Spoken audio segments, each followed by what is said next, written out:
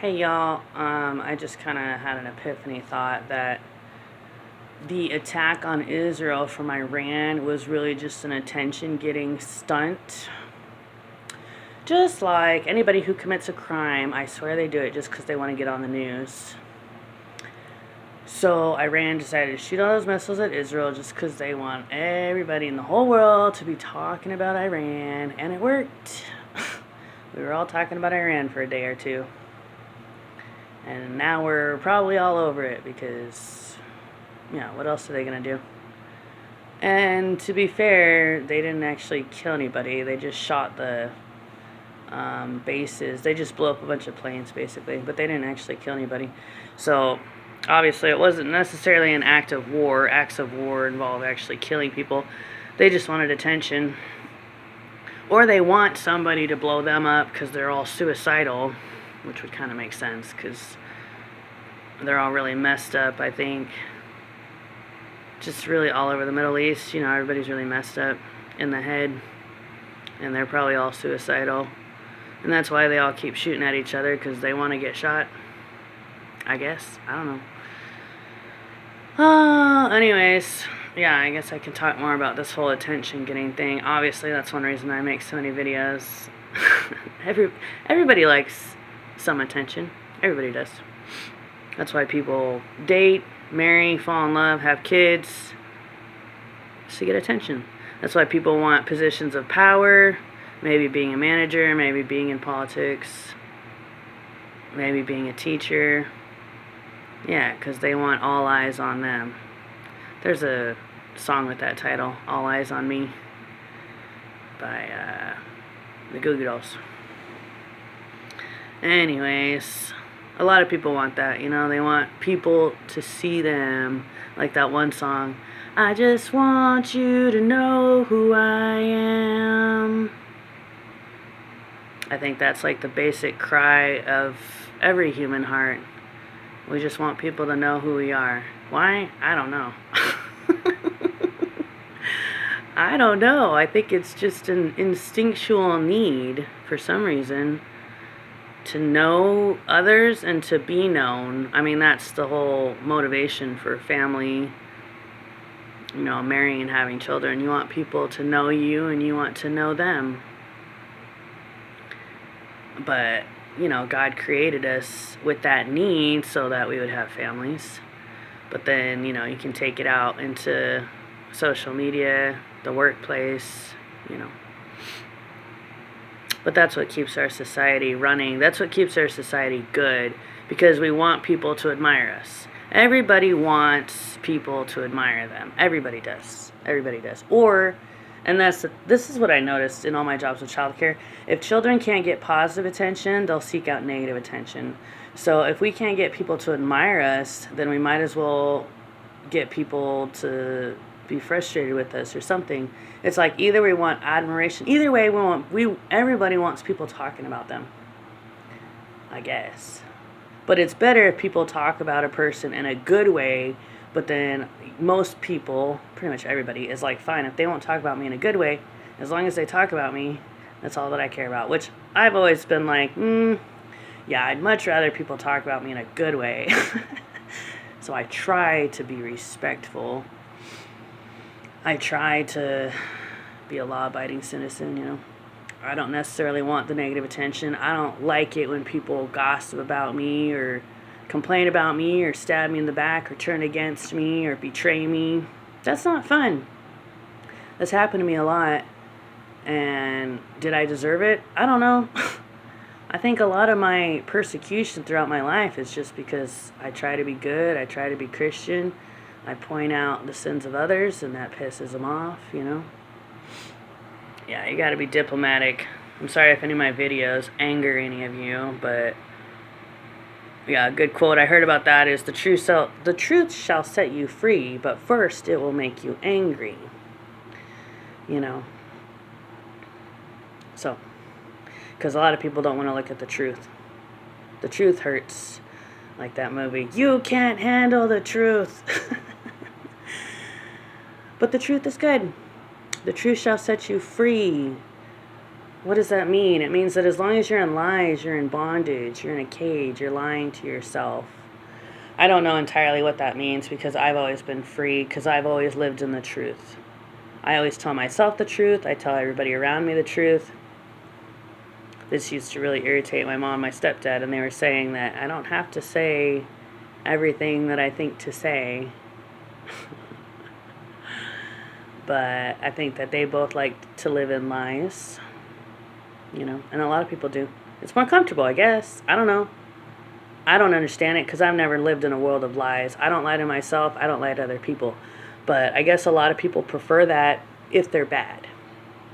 If you're bad, you like living in a world of lies. If you're good, you like living in a world of truth.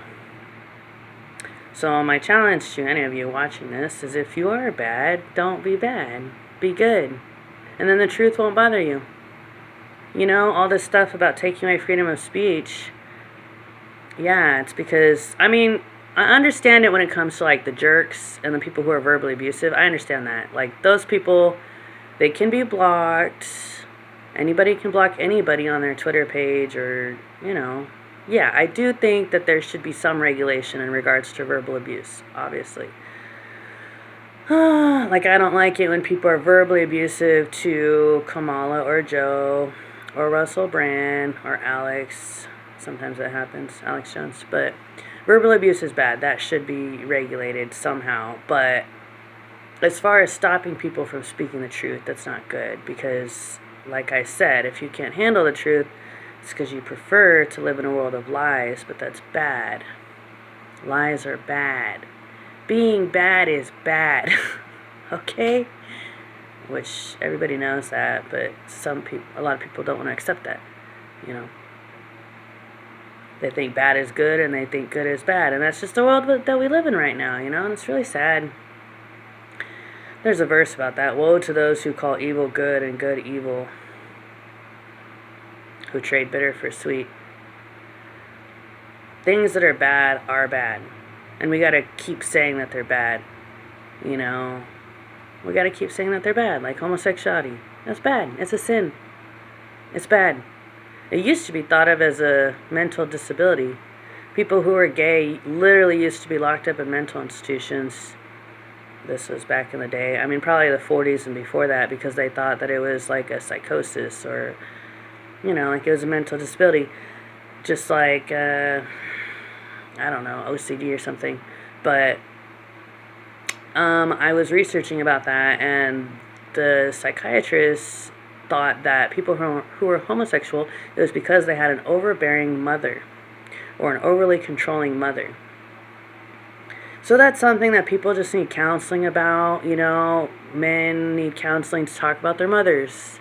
Why did you hate your mom? Why do you hate your mom? Is that what's making you gay? They just need to talk about it.